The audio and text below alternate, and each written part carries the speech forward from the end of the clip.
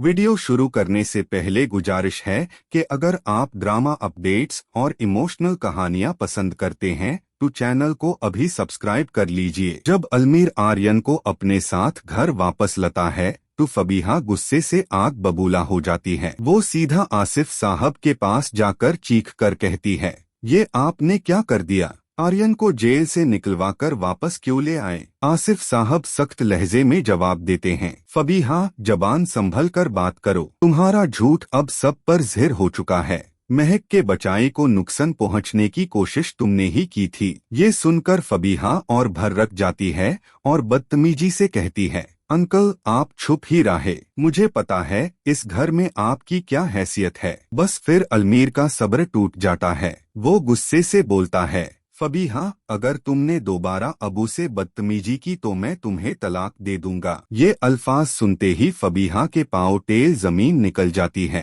कुछ लम्हों की खामोशी के बाद वो घूर कर कहती है, तुम मुझे तलाक क्या दोच, मैं खुद ही ये घर छोड़कर जा रही हूँ। फबीहा फौरन कमरे में जाकर सामान पैक करती है। एक पाल के लिए अपने बेटे अरहम को उठती है, फिर अचानक उसे वही छोड़कर घर से निकल जाती है। जब अलमीर कमरे में आता है और अरहम को जोर जोर से रोता देखता है तो उसका दिल फट जाता है। वो बचा छुप कराने की कोशिश करता है लेकिन अरहम बिल्कुल खामोश नहीं होता। इसी वक्त ईमान अंदर आती है और पूछती है, अलमीर अरहम इतना क्यों रो रहा है? अलमीर भरी आवाज में कहता है, भाभी जब माँ अपने बचाई को इस तरह छोड़कर चली जाए तो बचा रोए जिए हाय। ईमान का दिल भर आता है। वो प्यार से कहती है, तुम फिक्र मत करो, अरहम को मैं संभाल लूं जियाए। थोड़ी देर बाद शहवीर आता है और अरहम को ईमान के पास देखकर हैरान हो जाता है। फबीहा ईसाई साथ नहीं लेकर गई।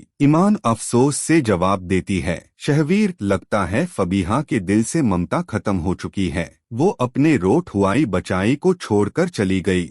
शहवीर गुस्से से कहता है, तुम इस बचाई को क्यों संभाल रही हो? ईमान सुकून से जवाब देती है, ये एक मासूम जान है, बरियों के गुनाहों की सजा बच्चों को नहीं मिलनी चाहिए। दूसरी तरफ अलमीर सब घर वालों के सामने आकर कहता है, अबू मैं फैसला कर चुका हूँ, इस घर की बेहतारी इसी में है कि हम तीनों भाई अलग अलग पोर्शंस में रहे।